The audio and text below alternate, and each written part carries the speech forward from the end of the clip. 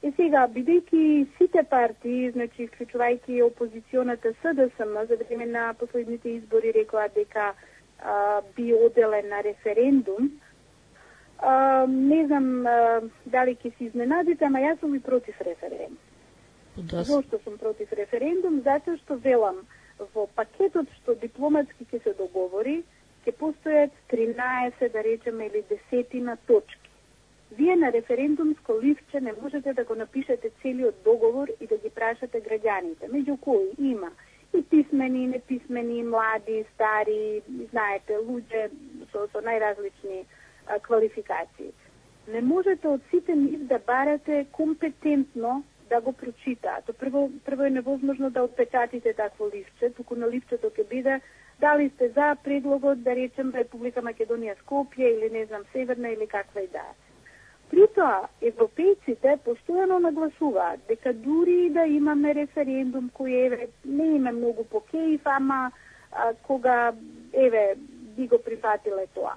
Владата да има обврска да лобира кај народот, да го убедува да референдумот помине позитивно. Да. Што е тоа? Што ќе ми е мене таков референдум на кој треба владата да ме разубедува како да гласам? Значи се крши слободата на мисла, на определување на граѓаните. Значи, ако ние се прашуваме, ние треба да ги имаме сите информации во рака пред да одлучиме било што. Потоа да не зборувам за она ноторна позната работа дека ние одлучуваме за идни генерации. И нека не се лажат оние што велат, ама ние сега да го смениме, па знаете ќе ги превариме европејците, па после ќе си го вратиме име. Да. Меѓународната заедница да сакаше да ни го смени името, до сега тоа ќе го направеше. Меѓутоа тие повеќе сакаат ние да прифатиме капитулација, за да потоа речат, па кој ви е крив? Сами одлучувавте. Да, секако. Референдум, ние ви дадовме простор. Така што по однос на ова прашање, јас сум за тоа да бидеме предпазливи, како граѓани зборувам, затоа што нас политичарите не ни ја кажуваат целата вистина. Ние секако не знаеме што тајно дипломатски се преговара и како се преговара и кои опции се на маса. Така што во овој момент велам јас сум подготвена да видам и некоја неверојатна понуда во која ќе ни убедуваат дека е тоа за наше добро.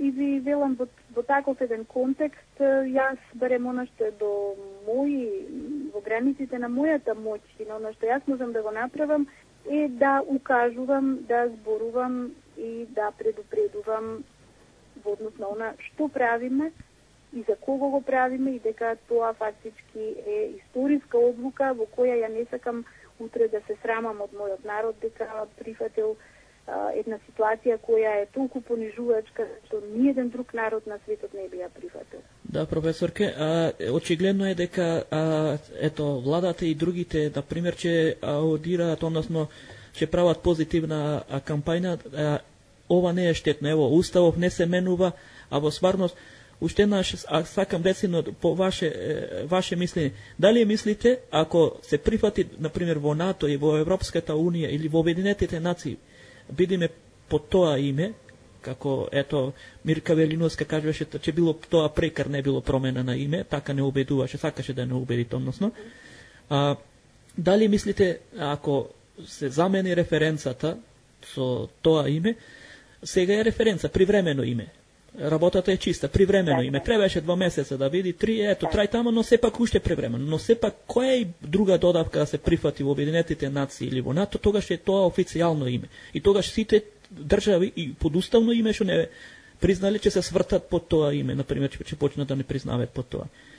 А од друга страна, че не убедуваат, ево, уставот не го менуваме, не е штетно, нашите политичари сигурни сме дека во тоа че го убедуваат народот. Но ето, сакам да го слушнам вашето мислење и каде мислите, каде е спасот од ова безизлезна ситуација, што треба ние како македонци, како македонски народ, да преземеме нешто со време додека џабе е после тоа. Знаете, ево, и со амнестијата. Решие, завршија работата, никому ништо. се задушија. Како што спомнавте пред тоа, државата имат апарати, државен апарат, на кој начин да ги задушат сите работи и да ги спроведат. Сега, затоа треба пред време да се прават, мислам, интервјуа, настапи, да се говори вистината како вие што ја говорите, треба повеќе да има, но се плашиме некако. Така, во основа, значи, вие добро ги лоциравте работите и мнозина се обидуваа, значи, низ разни пропагандни кампањи, да убедуваат дека ние се што можеме да изгубиме во овие преговори е срамната референца. Јас се сложувам дека референцата е срамна, меѓутоа е срамна за оние што ние наметнале, затоа што во документите кои постојат пред Обединетите нации постојат службени дописи од нашите тогашни, значи, државни раководители, дека ние не се служуваме со таа референца, дека ни е наметната и дека не дојде во предвид прифаќање таа да биде нели наместо ина. Значи, до тука е работата јасна. Јасна е дека Македонија, дури со она какво такво раководство што во тоа време сме го имале, не прифатила промена на името. Ова референца мораат сите да ја користат како референца, дури тие што не се осмелуваат да не наречат пуставно име и слично. Меѓутоа, моментот кога макар и една буква ќе се смени во името, е име. Значи, тука више не станува збор за надимак, за пекар, за, не знам, некаква двојна формула. Тоа не е двојна формула. Тоа, значи, е многу битно да се каже, затоа што, знаете, долго време и предходната влада, онаа на СДСМ и на ВМРО, сметаа дека нашата позиција е двојна формула во која Грција може да не нарекува како сака, тоа е нејзин избор, ние тука не им се мешаме, меѓутоа за нашата внатрешна употреба и за меѓународна употреба ние да си останеме Република Македонија. Сега политичарите ја извртаа приказната дека двојна формула наводно значело да ние дома не го менуваме уставот и се викаме Република Македонија и кам сакаме, меѓутоа за надвор ќе важел тој прекар. Тој прекар не е прекар, туку е формално име, а не ќе ако помине, според кое, знаете, во сите овие организации се изведуваат и атрибутите при, например, посочување на јазикот, името на граѓаните, односно на конститутивниот народ. Значи, се што е придавка, во тој случај нема да може да се користи Macedonian, или македонски. И тоа е она замка која верувам дека ќе се обидат да ни ја протнат, да речат еве ние храбро машки го одбранивме уставот, не дозволивме ни буква да ни сменат, а за надвор па нека не викаат како сакаат. Зошто е ова жално? Затоа што еве ние имавме пред само неколку месеца, пред 2 месеца, извештај на Европскиот парламент во кој, знаете, бегаат од зборот Macedonian како да е шугав, како да е уплав имаат од употребата на зборот Macedonian. Па зборуваат this people, this state, this language, или the language of the state, или некакви небулози измислуваат, се спомене зборот македонски.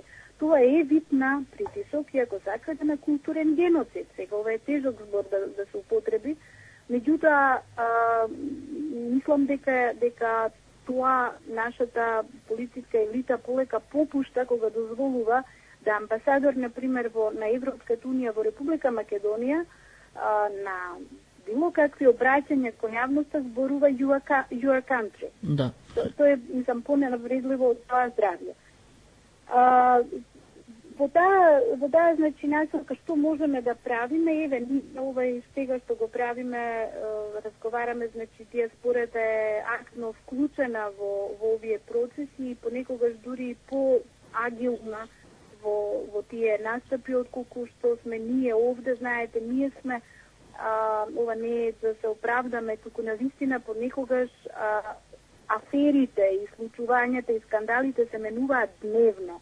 Значи, буквално сега пред известно време без на еден ден отсутна од државата, постојано почна да ми звони мобилниот телефон и знаев дека нешто се случило. Се случила амнестијата. Значи, буквално не можете да се свртите, а да нешто не ви се случи. И во таква една хаотична ситуација се плашам дека може да ни се случи и едно вакво решение под наводници на името, во кое ќе не фатат на препад, буквално на спиење.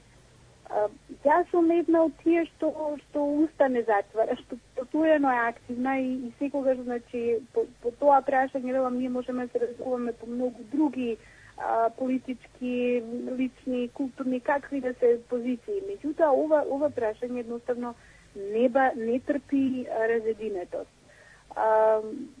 Ми се чини дека повемено на владата треба да и се каже докаде е нашата црвена линија. Значи, владата досега не се осмелила да ја експлицитно каже на странците. Значи, вели ние имаме, тоа е заштита на националниот идентитет, име кое нема да задира во промената на идентитетот. Меѓутоа, ако веќе ги прашате конкретно, а какво име тогаш замислувате, никој нема одговор. Никој. Значи, ни од позиција, ни од опозиција. Мене оно што ме загрижува е што дел од овие познати новинари, кои со години се профилирале како големи патриоти, бранители на македонштината и така натаму, одеднаш почнуваат да ги релативизираат своите ставови.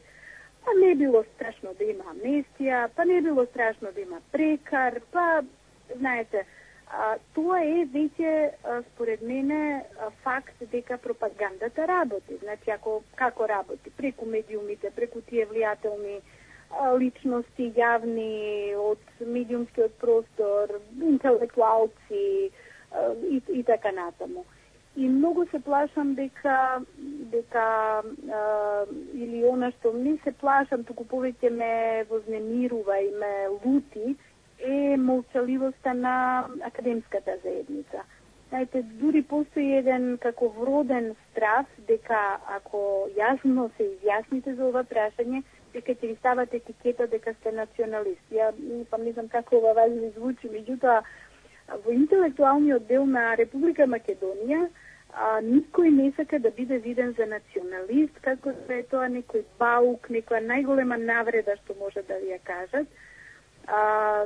Така што тука се чувствувам, велам, на тој фронт помалку и осамена и така загрижена дека оние што се први луѓе во државата во смисла на некој углед што го уживаат, со некакво знаење со кое располагаат. Ако тие не го дигнат гласот и ако тие не застанат како еден вид на граѓанска опозиција пред политичарите кои може да си прават бајрам со умот, ама ние не смееме да им го дозволиме тоа, нема кој. Значи, јас не можам да го обвинам оној што е стечаец или оној што е селанец, па се мачи кутриот по нивите, пова, понапад, навечер дали ќе стаса вести да види или вестник да прочита.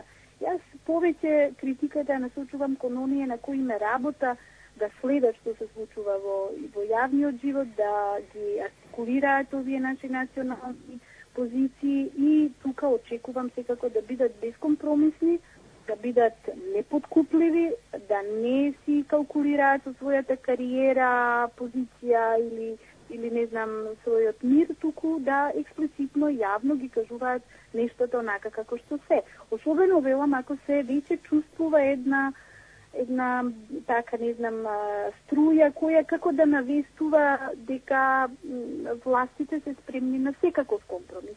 Буквално се е на продажба, односно може да биде предмет на преговарање и договарање.